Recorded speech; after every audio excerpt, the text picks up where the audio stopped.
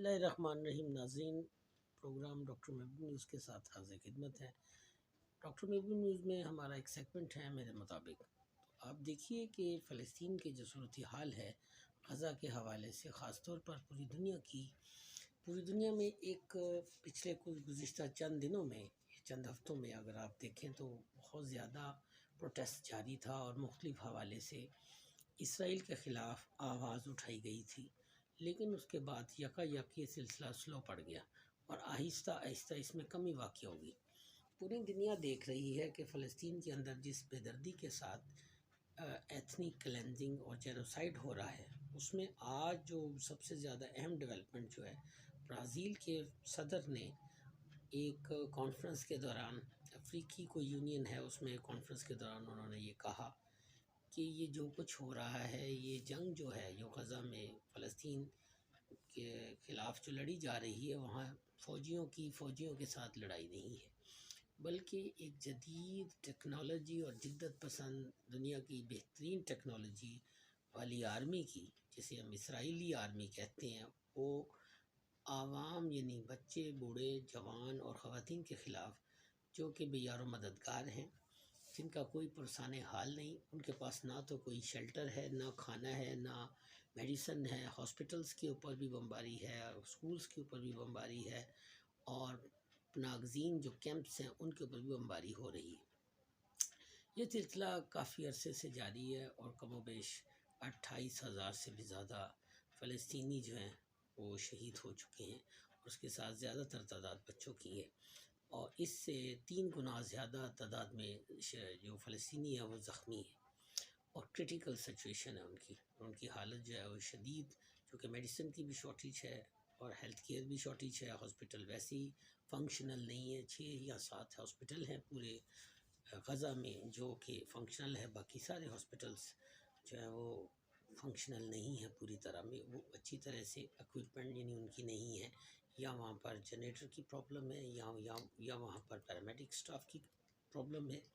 یا میڈیسن جو life saving medicines ہیں اس کی کمی ہے۔ تو یہ سب کچھ آپ دیکھ لیں کہ جو جینوسائیڈ کیا جا رہا ہے،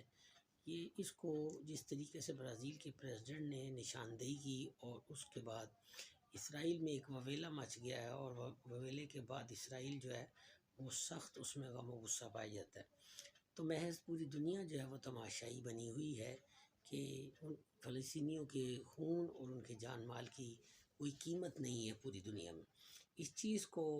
بہت زیادہ سیریس سنجیدگی سے لینا چاہیے اور ہر حال میں کنڈیمڈ کرنا چاہیے، اور کنڈیم کرنے کے ساتھ ساتھ اقوام عالم کو،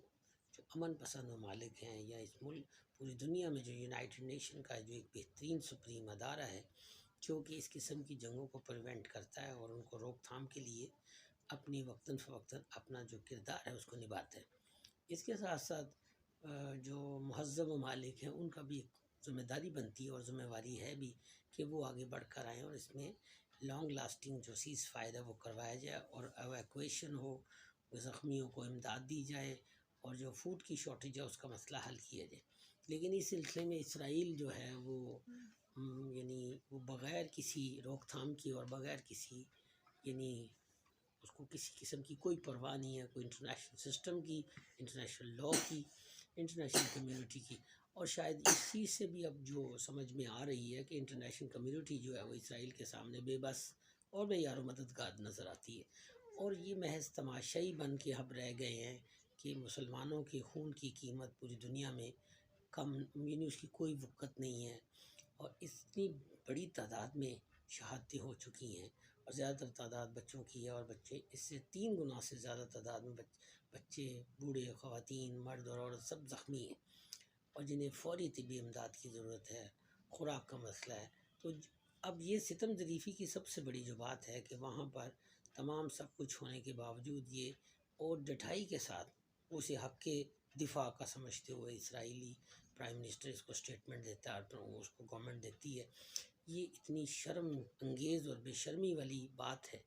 کہ آپ یہ کہیں کہ حق کے دفاع، کس قسم کا حق کے دفاع؟ آپ ایک سویلین پیپلز کے خلاف حق کے دفاع مانگتے ہیں جو بیچارے یا تو پیدل ہیں یا پھر ان کے پاس وہ کوئی خیمہ نہیں ہے، کوئی شیلٹر نہیں ہے، کوئی خوراک نہیں ہے، کوئی میڈیسن نہیں ہے، اور ان کے ساتھ آپ کہیں حق کے دفاع. کیسا حق کے دفاع؟ آپ مین ٹو مین آرمی پرسنل کے ساتھ لڑ کے دیکھیں،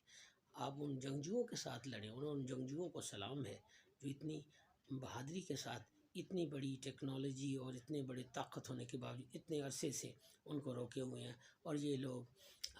مکاری اور بدنیتی کے ساتھ کس طرح سویلینس کو مار رہے ہیں اور ان کا نسل کشی کر رہی ہیں. یہ انتہائی شرمناک اور انتہائی افسوسناک ہے، جس کی کتنی بھی مذمت کی جائے کم ہے. اور کنڈیمٹ کا یہ سلسلہ آج نہیں تو کل نہیں، پوری دنیا اس کے بارے میں چیخ چیخ کر کہے گی.